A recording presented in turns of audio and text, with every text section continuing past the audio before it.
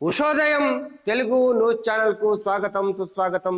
So మిత్రులారా, ఇవాళ మరి మన పొద్దుగాల వార్తలు చూసినట్టయితే మరి కొంత ఆసక్తికరంగా ఉన్నటువంటి విశేషాలు, మరి అందులో ముఖ్యాంశాలు చూసుకున్నట్టయితే మరి కాళేశ్వరము ఈ కాళేశ్వరము ఇంజనీర్లు ఎవరైతే ఉన్నారో మన తెలంగాణలో ఉన్నటువంటి అనేక మంది మరి ఇంజనీర్లు మరి కాళేశ్వరంలో పనిచేయడం జరిగింది. ఈ కాళేశ్వరంలో చేస్తున్నటువంటి సగానికి పైగా ఉన్నటువంటి ఈ ఇంజనీర్లు వీళ్ళు రూపొందించినటువంటి డిజైను, వీళ్ళు రూపొందించినటువంటి ప్రణాళికను మొత్తం కూడా మరి వీళ్ళు చేసిన డిజైన్ల ద్వారానే నిర్మించడం జరిగింది కాళేశ్వరాన్ని. ఇవాళ కాళేశ్వరం ఏమైంది అని అంటే అది ఎప్పుడు కూలిపోతుందో తెలియలేని పరిస్థితిలో ఉన్నటువంటి ఈ కాళేశ్వరం.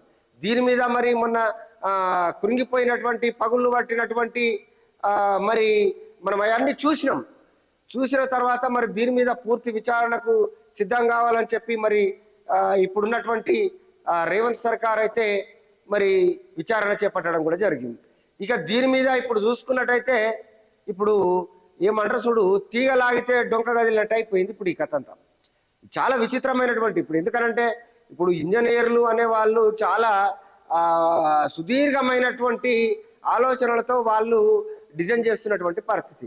కానీ మరి ఎందుకు ఈ డిజైన్ ఫెయిల్ అయిందా లేకపోతే మరి అందులో నాణ్యత లోపమా అని చూసుకుంటే వాస్తవంగా ఏది తప్పిదం జరిగినప్పటికీ కూడా మరి ఈ రోజైతే మరి లక్షల కోట్ల రూపాయలు అవి నీళ్ళలో పోసిన సందర్భమే అయిపోయినాయని చెప్పుకోవచ్చు. ఎందుకనంటే ఇప్పుడు మీరు చూడండి, కాళేశ్వరము అనేది అది కాళేశ్వరాన్ని చూడండి, గత 100 సంవత్సరాల క్రితం కట్టినటువంటి మరి ప్రాజెక్టులు చూడండి, అవి ఇప్పటికీ కూడా చెక్కు చెదరకుండా అదే విధంగా నడుస్తున్నటువంటి ప్రాజెక్టులు అదే విధంగా ఉంటే మరి కనీసము ఒక 5-10 ఏళ్ళు కూడా కానటువంటి ఈ కాళేశ్వరము ఇప్పుడున్నటువంటి పరిస్థితులలో కేవలము అది ఇట్లా చూడడానికి మాత్రమే పనికొస్తుంది తప్ప దానివల్ల ఎలాంటి ఉపయోగం లేదు.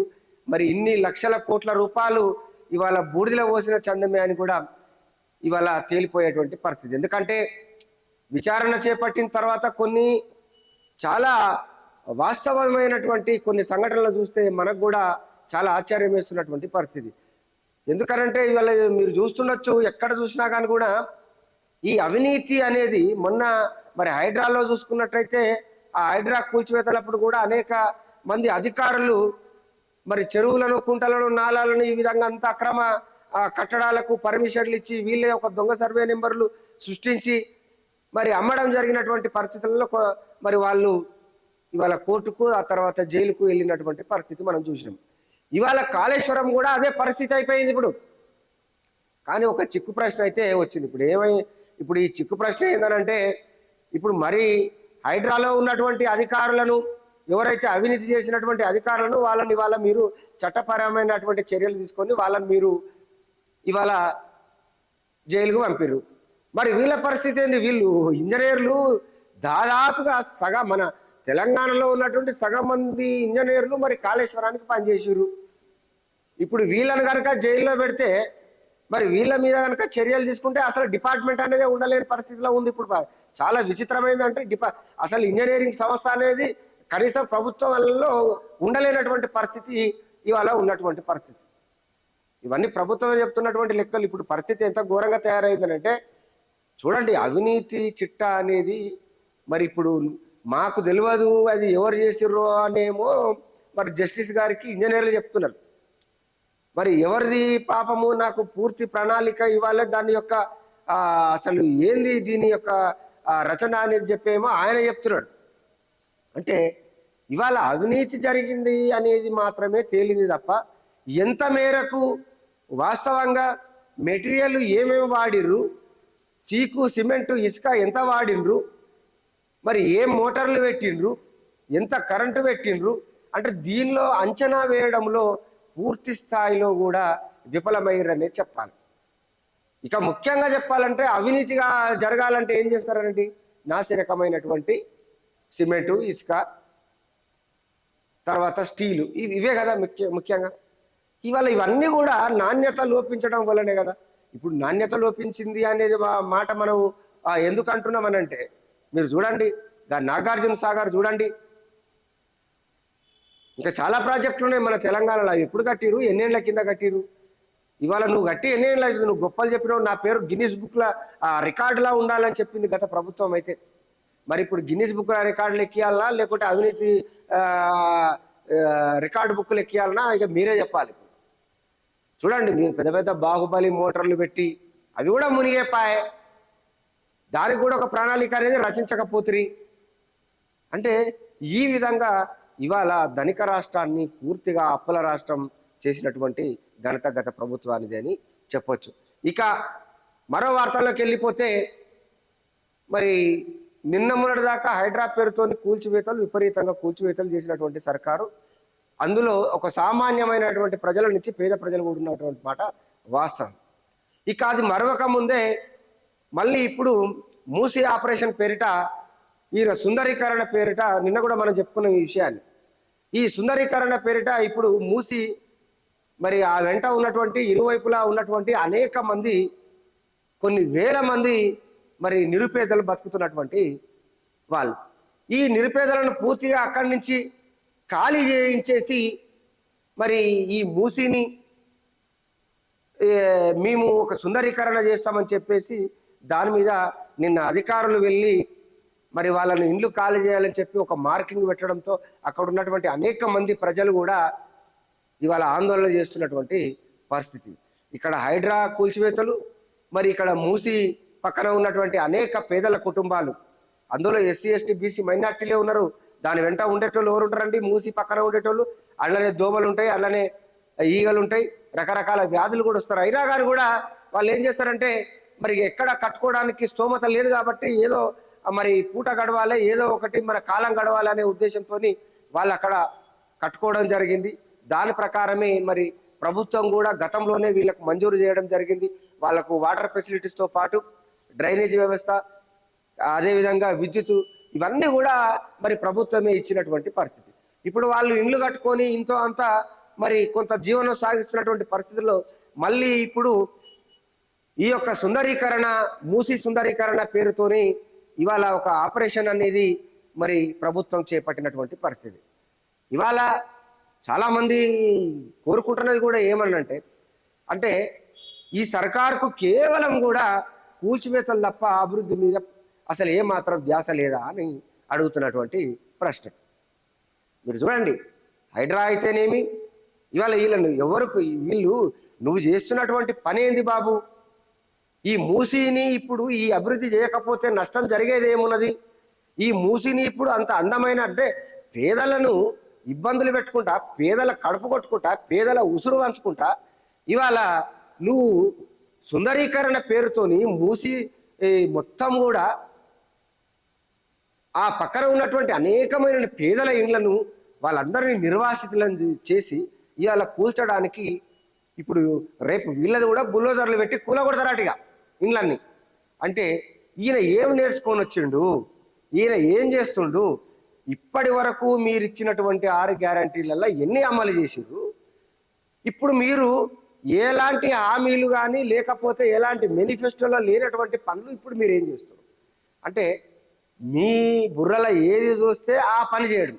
ఇవాళ పేదల కడుపు కొట్టడమా ఈ సర్కారు ఉన్నది? పేదల ఇండ్లు కూల్చడమా ఈ సర్కారు ఉన్నది? ఇది నేను అడుగుతున్న అటువంటి ప్రశ్న కాదు మిత్రమా. మరి బీజేపీ నేత, మంత్రి గారు అయినటువంటి కిషన్ రెడ్డి గారు కూడా ఈరోజు ఆయన చాలా తీవ్రమైనటువంటి, ఆయన ఘాటైన విమర్శలు చేస్తున్నటువంటి సందర్భం. మీరు చూడండి, ఇవాళ ఎక్కడ చూసినా కానీ కూడా చర్చ జరిగేది మన తెలుగు రాష్ట్రంలో, ముఖ్యంగా మన తెలంగాణ రాష్ట్రంలో ఈ హైడ్రా పేరుతోని జరుగుతున్నటువంటి కూల్చివేతలు. దీంట్లో కూడా మరి చుట్టాలకు ఒక విధంగా ఉంది చట్టం, మరి సామాన్య జనానికి ఒక విధంగా ఉంది చట్టం అనేది కూడా మనకు చాలా సందర్భాలలో మనం మాట్లాడుకున్నటువంటి సందర్భం. ఈ సందర్భంలో ఒకవైపు అనేక మంది నిర్వాసితులైపోయి అసలు గిన్నెలు, గిలాసలు, బోళ్ళు, బోకెలు అన్నీ తీసుకొచ్చి రోడ్ల మీద పెట్టుకొని బిక్కుబిక్కుమనుకుంటూ ఏ చెట్టు కింద బతకాలలో తెలియనటువంటి పరిస్థితుల్లో ఇవాళ హైదరాబాద్ వాసులు ఉంటే, ఇప్పుడు ఈ మూసి పక్కన ఉన్నటువంటి అనేక వందల వేల ప్రజలు వాళ్ళ ఇండ్లను ఇరువైపులా కూల్చివేసేసి నీ సుందరీకరణ పేరుతో వాళ్ళ జీవితాలను ఇవాళ రోడ్డు పాలు చేయడానికి సిద్ధంగా ఉన్నదంటే ప్రభుత్వం. నేను ఎందుకు అంటున్నానంటే దీన్ని ప్రత్యేకించి ఈ మురికి కాల్వ వెంట ఉండేటువంటి చాలామంది నిరుపేదలు ఎస్సీ ఎస్టీ బీసీ మైనార్టీలు ప్రజలారా, ఇవాళ మన బతుకులను ఏ విధంగా బజారు పాలు చేస్తున్నారో తెలుసుకోవాలని దీన్ని నేను ప్రత్యేకించి చెప్పడం జరుగుతుంది. మూసి పక్కన కట్టుకునే వాళ్ళు ఎవరు ఉంటారు? నిరుపేదలు ఉంటారు. నిజమా కాదా? మరి ఈ నిరుపేదల ఇండ్లను కూల్చేది ఎవరు అంటే అగ్రవర్ణాలు. అంటే కనీసం మనకు నిలువ నీడ లేకుండా కూడా చేస్తున్నటువంటి ఈ అగ్రవర్ణాల రాజ్యం మనకు అవసరమా?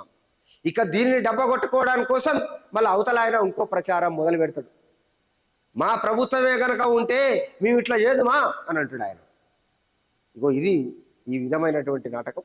దీని మీద నీకు కొద్దిసేపు అయిన తర్వాత ఒక ప్రత్యేక కథనం, ఎందుకంటే ఆయన ఏమంటుండు ఈయన ఏమంటుండు అనే దాని మీద కూడా నేను ఒక కొత్త కథనం అయితే మనం ఇవాళ వీళ్ళు చేస్తున్నటువంటి డ్రామాలు ఏమున్నాయో ఆ డ్రామాల గురించి వివరించే ప్రయత్నం చేస్తా. అయితే మరో వార్తల్లోకి వెళ్ళిపోతే, మరి నవంబర్ నుండి ఇక కొత్త రిజిస్ట్రేషన్ ఛార్జీలు ఉంటాయట. అది మరి పొంగిలేటి శ్రీనివాసరెడ్డి రెవెన్యూ శాఖ మంత్రి గారు చెప్తున్నటువంటి మాట. వీళ్ళకు దీని మీద ఉన్న ధ్యాస దేని మీద లేదు. వీళ్ళ ధ్యాస అంతా కూడా ఏమున్నదనంటే వచ్చినాయి అన్ని గలాపెట్టిలు వేసుకోవాలి. వీళ్ళ పని ఇంకో పని లేదు. ఇప్పుడు గతంలో ఆయన కోకాపేట భూములు, ఆ భూములు, ఈ భూములు అమ్మి అప్పుడు ఏం చేసిండు? జీతాలు ఇచ్చిండు ప్రభుత్వ ఉద్యోగస్తులకు. ఇప్పుడు ఈయన కూడా ఏం చేస్తాడంటే ఇవన్నీ ఊలగొట్టి ఏం చేస్తాడంటే ఈయన మళ్ళీ అమ్మాలి కదా ఇవి ఇవి మళ్ళీ ఈయన అమ్ముతాడు. ఇప్పుడు ఈయన చేసేది కూడా ఏంటంటే ఇవన్నీ అమ్మి ఎప్పుడు ఎలక్షన్లు ఇంకో సంవత్సరంన్నర ఉన్నాక మెల్లమెల్లగా పథకాలు, ఇప్పుడు 6 గ్యారెంటీల పథకాలను స్టార్ట్ చేస్తారు. ఇగో ఈ విధంగా ఇప్పుడు ఏం చేస్తారంటే ఈ కూల్చివేతలు ఇప్పుడు ఈయనకు అమ్మాలి కదా. ఈ 100 ఎకరాలు అమ్మితే కానీ ఇప్పుడు ఈయన అనుకున్నటువంటి పథకాలు అమలు పరచలేనటువంటి పరిస్థితి. కాబట్టి ఇవాళ మీకు పథకాలు అమ్మాలంటే వీళ్ళ బతుకులు కూల్చాలి. ఇగో ఇది రాజకీయం అంటే ఇట్లుంటుంది అన్నట్టు. వీళ్ళ బతుకులు కూల్చి, వీళ్ళ కొంపలు కూల్చి, మళ్ళీ వీళ్ళకు మేము మీకు కొంపలు కట్టిస్తున్నామని చెప్పాలి, మళ్ళీ మీకు మీ బతుకులు మారుస్తున్నామని వీళ్ళకి చెప్పాలి ఓట్ల కోసం వచ్చేటప్పుడు. ఇది ఒక పెద్ద నిజంగా అంటే ఒక మాఫియా కుట్రలాగా ఇవాళ రాజకీయ పార్టీలు చేస్తున్నటువంటి ఒక కుట్రలో భాగమే. అందులో ముఖ్యంగా ఎస్సీ ఎస్టీ బీసీ మైనార్టీలకు అనగదొక్కుతున్నటువంటి ప్రయత్నమే ఈరోజు జరుగుతున్నటువంటి, అది హైడ్రా కావచ్చు, లేక ఇప్పుడున్నటువంటి మరి మూసి నిర్వాసితులు ఎవరైతే ఉన్నారో వాళ్ళు కూడా కావచ్చు. కాబట్టి ఇక మరి ఇంకొక మాట ఏంటంటే, ఇక మన బీసీ మంత్రి గారు ఉన్నారు కదా పొన్నం ప్రభాకర్, ఇక ఆయన ఏమంటున్నాడంటే బీసీ గురుకులాలలో ఉన్నటువంటి పూర్తి స్థాయిలో ఒక నివేదిక నాకు కావాలి అని చెప్పడం జరిగింది. అంటే ఈయనకు నివేదిక ఎందుకు అని అంటే, వాస్తవంగా వీళ్ళకి ఎలాంటి నాణ్యమైన తిండి పెడుతున్నారు, మరి బాత్రూమ్ లాట్రిన్కి సంబంధించినటువంటి ఫెసిలిటీసు ఏ విధంగా ఉన్నాయి, మరి వీళ్ళకు నిజంగానే దుప్పట్లు ఉన్నాయా, సరైనటువంటి పుస్తకాలు నోట్బుక్స్ వీళ్ళకు హాస్టల్స్ అందిస్తున్నారా లేదా, వీళ్ళకు ఫుడ్ ఏ విధంగా పెడుతున్నారు అనే దాని మీద మరి ఆయన పూర్తి నివేదిక వచ్చిన తర్వాత దాని మీద ఒక స్పష్టమైనటువంటి ప్రకటన చేస్తా అని చెప్పి ఆయన నిన్న చెప్పడం జరిగింది. మరి ఎంతవరకు చేస్తారో తెలియదు, కానీ ఈయన చాలా వరకు కూడా మాటలే ఉంటాయి తప్ప ఈయన చేతలు అయితే చేయడు. ఎందుకంటే గతంలో కూడా మనము ఆర్టీసీ ఉచిత బస్సు ప్రయాణం పెట్టినప్పుడు ఆటోలకు ఇచ్చినటువంటి భరోసా ఇంతవరకు కనీసం ఒక పేపర్ కాదు కదా, ఇట్లా పెన్ను కూడా కదలండి ఈయన చాలా గొప్ప మాటలు మాట్లాడినప్పుడు. మరి ఇప్పుడేమైంది? ఇప్పుడు లేదు. కాబట్టి ఇది మనం అర్థం చేసుకోవాల్సినటువంటి అవసరం ఉన్నది. ఇలా వీళ్ళు నిజంగానే మాటల మంత్రులా లేకుంటే చేతల మంత్రులా అనేది మనం చెప్పడం కాదు, ఇవాళ ప్రజలు గమనిస్తుర్రు దాన్ని. మరి ఇంకొక వార్తల్లోకి వెళ్ళిపోదాం.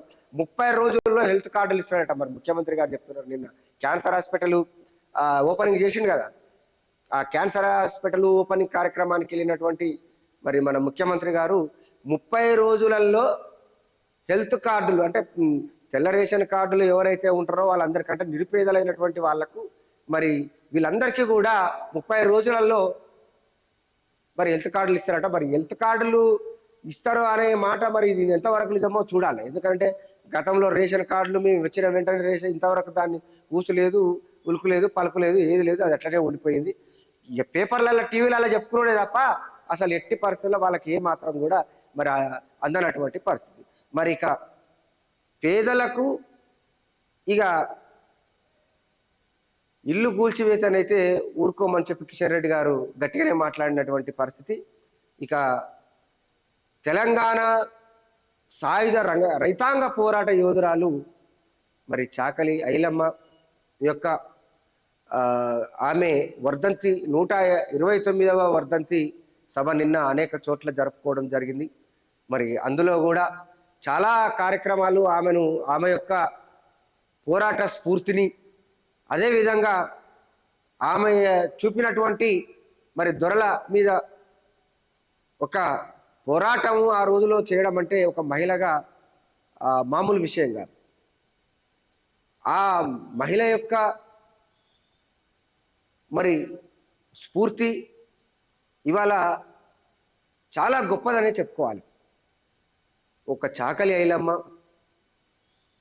ఆమె పోరాట స్ఫూర్తిని అనేకమైనటువంటి అణగారిన కులాలు, అదేవిధంగా అంబేద్కర్ సంఘాలు, మరి కవులు, కళాకారులు నిన్న ఆమెకు గొప్పగా ఆమె పోరాట స్ఫూర్తిని గుర్తు చేసుకుంటూ నివాళులు అర్పించడం జరిగింది. మరి అందులో గద్దరు అభిమానుల సంఘం రాష్ట్ర అధ్యక్షుడైనటువంటి సిఎల్ యాదగిరి గారు, జజ్జనగరి కళామండలి, అదేవిధంగా అణగారిన హక్కుల పోరాట సమితి, మరి గద్దర్ గలం, అంబేద్కర్ యువజన సంఘం, ఈ విధంగా అనేక సంఘాలు కూడా నిన్న చాకలి ఐలమ్మ యొక్క మరి జయంతిని పురస్కరించుకొని అక్కడక్కడ మరి కొన్ని సభలు సమావేశాలు కూడా పెట్టడం జరిగింది. మరి ఆమె యొక్క ఆశయం చాలా గొప్పది. ఆమె ఆశయము అడుగు జాడల్లో మరి మనమందరం నడుస్తూ మరి ఇలాంటి గొప్ప పోరాట స్ఫూర్తి, అదేవిధంగా ఆమెకున్నటువంటి ఒక పోరాట ఆలోచన విధానాన్ని మరి ఇప్పుడున్నటువంటి కొత్తగా వచ్చేటువంటి మరి జనరేషన్ కూడా మరి ఆమె యొక్క స్ఫూర్తిదాయకమైనటువంటి చరిత్రను పాఠ్యపుస్తకాల్లో కూడా చేర్చి మరి మరింత ఈ విధమైనటువంటి చరిత్రకారులను మరి వాళ్ళ యొక్క ఆశయాలను ముందుకు తీసుకుపోవాలని మనస్ఫూర్తిగా కోరుకుంటూ మరి చూస్తూనే ఉండండి ఉషోదయం తెలుగు న్యూస్ ఛానల్.